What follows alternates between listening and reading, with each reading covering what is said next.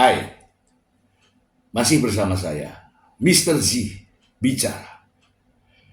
Tentu saja bicara tentang kebenaran berdasarkan fakta, data, dan realita. Teman-teman, sidang gugatan cerai Mbak Imbong kepada Paula Verhoeven di Pengadilan Agama Jakarta Selatan telah memakan waktu yang begitu lama. Makin kesini makin banyak drama, makin kesini makin banyak intrik dan membingungkan publik. Ya, dengan waktu yang begitu lama, kasusnya itu apa, masalahnya itu apa, kemudian saksinya apa, buktinya begitu banyak. Tentu saja bikin pusing. Yang lebih bikin pusing lagi adalah adanya klarifikasi Mbak Imbong dan pengacaranya. Kalau saya melihat Mbak Imbong pada saat klarifikasi, itu bukan klarifikasi masalah dalil, bukan, tapi curhat rumah tangga. Yang lebih aneh nih, mungkin kalau pengacaranya dengar ini, pasti menyesal dia pernah mengucapkan kalimat ini. Yang lebih aneh adalah pernyataan dari pengacara. Ini benar-benar, ini kalau yang orang-orang yang sarjana hukum, akademisi, praktisi yang lain, pasti sudah tahu. Wartawan juga ini pasti ada yang tahu. Saya menunggu beberapa hari kok nggak ada yang membahas. Makanya saya membahasnya kali ini, ya. Ini benar-benar penyesatan supaya tidak terjadi fitnah, teman-teman. Mari kita simak videonya berikut ini. Sama sidang lanjutan. Agendanya mungkin hari ini apa, Pak Bayu? Tadi agendanya itu adalah kepastian dari termohon tidak mengajukan bukti lagi dan tidak mengajukan saksi lagi. Oleh karena itu kita menyerahkan bukti yang tertunda yang seharusnya kita serahkan dalam persidangan minggu lalu, baru saya serahkan tadi, yakni video. Video itu untuk mengungkapkan sebuah kebenaran. Yang terpenting di dalam perkara ini, Mbak Imbong itu mendalilkan adanya sebuah perselingkuhan, adanya seorang wanita yang berduaan dengan seorang laki-laki yang bukan muhrimnya di suatu tempat, dan itu tidak dibantah. Artinya secara diam-diam persoalan tersebut dibenarkan, karena sampai di hari ini tidak ada satupun saksi yang membantah persoalan tersebut. Dan orang yang disebut-sebut tidak pernah dihadirkan di dalam persidangan ini untuk menyatakan bahwa tidak pernah ada persoalan perselingkuhan di antara mereka berdua. Itu adalah fakta persidangan yang hari ini adalah sidang yang terakhir. Ya, tidak ada saksi tentang adanya dalil perselingkuhan, adanya dalil seorang wanita berduaan dengan laki-laki yang bukan muhrimnya di suatu tempat seperti itu. Itu adalah hasil terakhir persidangan. Berarti selanjutnya udah maju. Nah, teman-teman, mungkin teman-teman sudah menyimak ya, pasti sudah menyimak. Di mana letak kesalahannya? Letak kesalahannya adalah meminta orang lain atau pihak lain untuk membuktikan dalilnya. Ada. Jadi intinya adalah meminta pihak lain untuk membuktikan dalilnya. Dan ini lupa ini ya. Pak pengacara ini lupa kalau ada asas yang namanya actori incumbit probatio. Yang artinya adalah yang mendalilkan, dialah yang membuktikan. Ya, yaitu siapa yang menetapkan membawa tuduhan, maka dialah yang harus membuktikan. Ya, pihak yang mendalilkan bahwa ia mempunyai hak atau untuk mengukuhkan haknya sendiri ataupun membantah suatu hak orang lain menunjuk pada suatu peristiwa, itu bahasa perdatanya begitu ya, pasal 163 HR ya, Undang-Undang Perdata. Yang lebih dekatnya adalah siapa yang mendalilkan maka berkewajiban untuk membuktikan. Tidak harus bergantung kepada pihak lain untuk membuktikan peristiwanya atau tuduhannya. Mungkin saja Pak pengacara tadi lupa bahwa ada azas ini ya. Atau jangan-jangan pas waktu dosennya mengajar, ini Pak pengacara nih izin ke kamar mandi, ya kan? Atau pas mata kuliah ini Pak dosennya itu nggak masuk, mungkin. Atau bisa saja ini dosennya yang salah mengartikan, sehingga inilah akibatnya. Aduh. Kalau kalimat ini yang sudah disampaikan tadi oleh sang pengacara, menurut pendapat saya, itu pembodohan. Ya, itu pembodohan. Dan bisa juga dikatakan sebagai pembohongan publik. Dan bisa juga dikatakan sebagai penyesatan.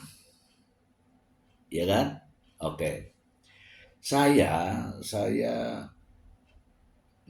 beberapa hari menunggu ya. Sebenarnya ini kita sudah sampaikan, tapi beberapa hari menunggu ada nggak ya yang mau ngulas ini.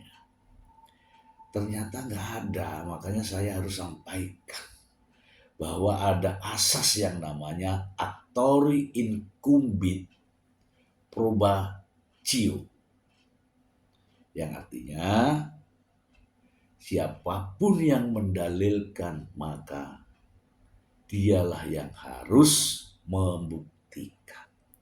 Coba ya kita simak lagi nih pernyataannya dalam slow motion berikut ini.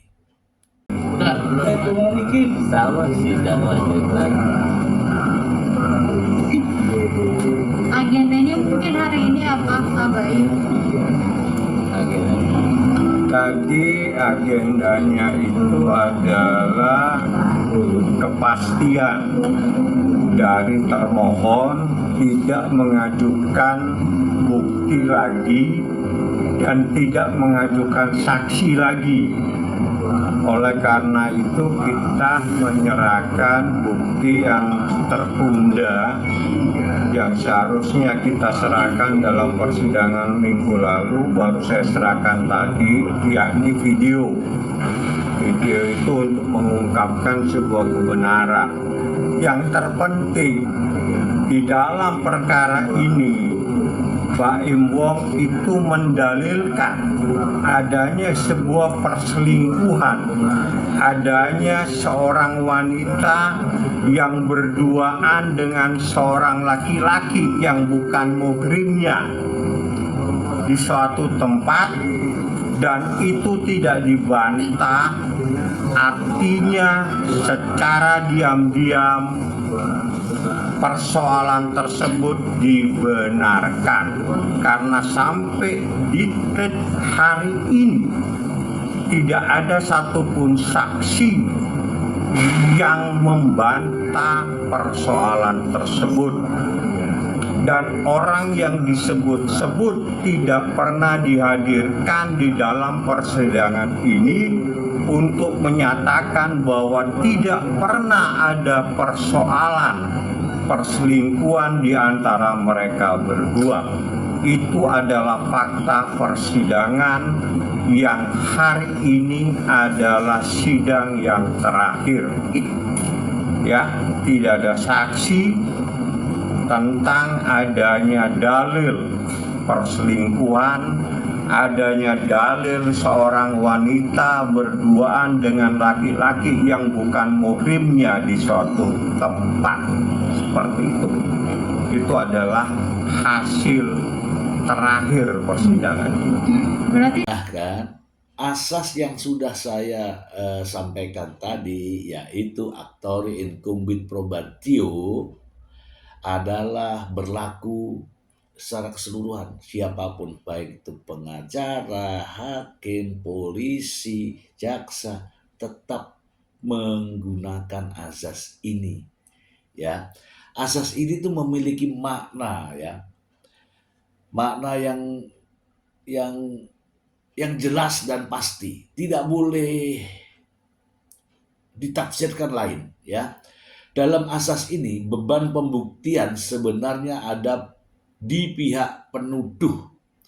Artinya jika si penuduh tidak bisa membuktikan tuduhannya, maka demi hukum tuduhan tersebut adalah tuduhan yang tidak berdasar.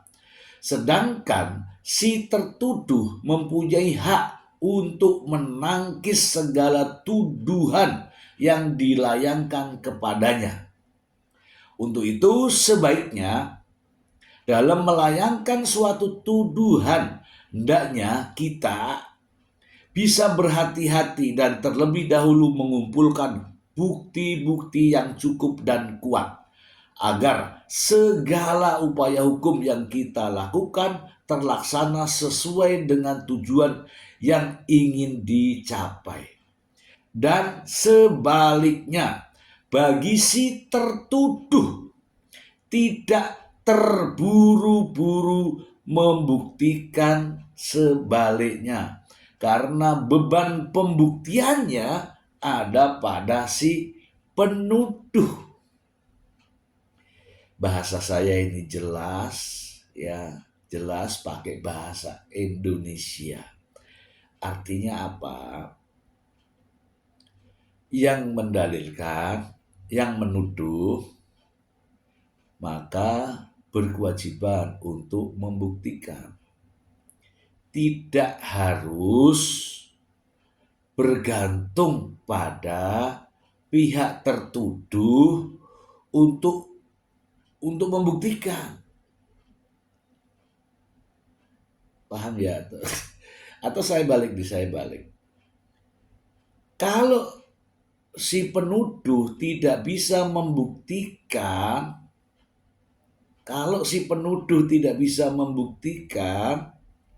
dalam hal ini pengacara dan Mbak Imbong, kalau tidak bisa membuktikan, maka tuduhan, sangkaan, ya dinyatakan tidak terbukti. Kalau pidana itu dibebaskan, kalau perdata ya dinyatakan tidak terbukti. Bebas. Tidak bisa lagi dibuat drama. Apalagi dengan kata-kata, apalagi dengan bantahan lewat video, bantahan lewat rekaman, bantahan lewat pernyataan. Tidak bisa. Ya, tidak bisa. Kenapa? Gini nih, Pak pengacara mungkin juga tahu ya tentang ini ya. Ada satu asas ya. Asas ini ya dipakai semua sarjana hukum di mana saja. Digunakan di seluruh dunia. Bukan hanya di Indonesia. Yaitu asas, nih saya juga tulis di sini ya. Pacta sunt potentiora verbis. yang artinya adalah perbuatan atau fakta-fakta lebih kuat dari apa yang dikeluarkan dari mulut ini, kata-kata. Walaupun ini ya langit ini runtuh, meski dunia ini musnah, atau walaupun mengorbankan kebaikan, keadilan harus tetap ditegakkan dengan seadil-adilnya. Oke ya teman-teman ya. Saya ingin kita mengulang lagi agar ini bisa diterima oleh semuanya, termasuk diterima oleh sang pengacara. Mari kita simak bersama. Yang tertunda, yang seharusnya kita serahkan dalam persidangan minggu lalu, baru saya serahkan tadi, yakni video. Video itu untuk mengungkapkan sebuah kebenaran. Yang terpenting di dalam perkara ini, Baim Wong itu mendalilkan adanya sebuah perselingkuhan, adanya seorang wanita yang berduaan dengan seorang laki-laki yang bukan muhrimnya di suatu tempat, dan itu tidak dibantah. Artinya secara diam-diam persoalan tersebut dibenarkan, karena sampai di hari ini tidak ada satupun saksi yang membantah persoalan tersebut, dan orang yang disebut-sebut tidak pernah dihadirkan di dalam persidangan ini untuk menyatakan bahwa tidak pernah ada persoalan perselingkuhan di antara mereka berdua. Itu adalah fakta persidangan yang hari ini adalah sidang yang terakhir. Ya, tidak ada saksi tentang adanya dalil perselingkuhan, adanya dalil seorang wanita berduaan dengan laki-laki yang bukan muhrimnya di suatu tempat seperti itu. Itu adalah hasil terakhir persidangan. Berarti selanjutnya udah masuk. Kita simak lagi nih pernyataannya dalam slow motion berikut ini. Kalau kejadian CCTV itu seperti apa gambarannya? Yang mana? Yang tadi udah itu bukti adanya sebuah pengakuan bahwa seseorang istri telah berbohong dengan suaminya. Di dalam syariat Islam, seorang istri itu tidak boleh melakukan hal-hal apalagi membohongi suaminya. Itu tidak dibenarkan menurut syariat Islam, karena kita adalah orang Islam seperti itu. Jadi istri keluar rumah pun tanpa izin suami itu tidak dibenarkan. Seorang istri tidak boleh berbohong atau melakukan sesuatu tanpa sepengetahuan suaminya. Itu melanggar syariat Islam. Itu adalah istri yang durhaka. Coba ya kita simak lagi. Kita simak lagi nih pernyataannya dalam slow motion berikut ini. Waktu dia mengakui bahwa dia bohong dan sebagainya, itu April 2024. Posisinya Mana? Posisi di mana? posisi tempat Lokasi. adanya persetujuan.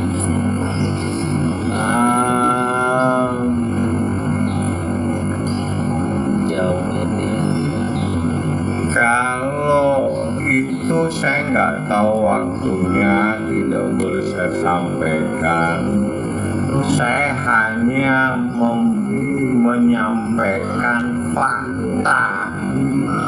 Ya, jadi gini, gugatan itu menyampaikan adanya sebuah perselingkuhan, menyampaikan adanya dalil seorang wanita berduaan dengan laki-laki yang bukan muhrimnya. Sampai detik hari ini, sejak terdaftar gugatan tersebut sejak November, seingat saya, mohon maaf kalau salah, itu tidak ada satupun bantahan atau menghadirkan saksi orang yang selama ini disebut-sebut sebagai perselingkuhannya tidak dihadirkan untuk menjernihkan, ya, untuk membantah di dalam hukum. Dengan tidak membantah itu adalah pengakuan secara diam-diam. Berarti perselingkuhan itu terbukti secara sah di persidangan ini. Ya teman-teman ya, ini yang kesimpulannya ya, artinya adalah jika menuduh seseorang, disiapkan dulu bukti-buktinya supaya tidak gelagapan seperti ini. Ya, disiapkan dulu bukti-buktinya yang betul-betul ya, yang betul-betul kuat, bukan asal kirim gitu, agar segala tuduhan ya, segala upaya hukum yang dilakukan itu bisa terlaksana dengan baik dan sesuai dengan tujuan yang ingin dicapai. Ya, nih tenang ya, ini mungkin ada pada para mahasiswa hukum ya kan, ada para praktisi hukum, ada para akademisi, para mahasiswa semuanya ya. Perhatikan baik-baik, ketika Anda menuduh seseorang, maka Anda berkewajiban untuk membuktikan. Kalau Anda sudah menuduh seseorang, jangan pernah berharap pihak lain untuk membuktikan atau membenarkan. Kalau tidak bisa dibuktikan, maka bebas demi hukum. Kalau tidak bisa dibuktikan, maka dinyatakan sebagai tidak terbukti. Ini prinsip bagi siapa saja, masyarakat, pengacara, akademisi, praktisi, polisi, jaksa, hakim, semuanya. Jadi ketika menuduh seseorang tidak bisa dibuktikan, ya jangan ngotot, ditambahi dengan kata-kata, ditambahi dengan pernyataan-pernyataan, ditambahi dengan kalimat-kalimat yang justru menambah bingung masyarakat ini. Karena apa? Segunung kata-katamu, setitik bukti itu tetap memilih setitik bukti. Oke? Semoga bermanfaat. Terima kasih.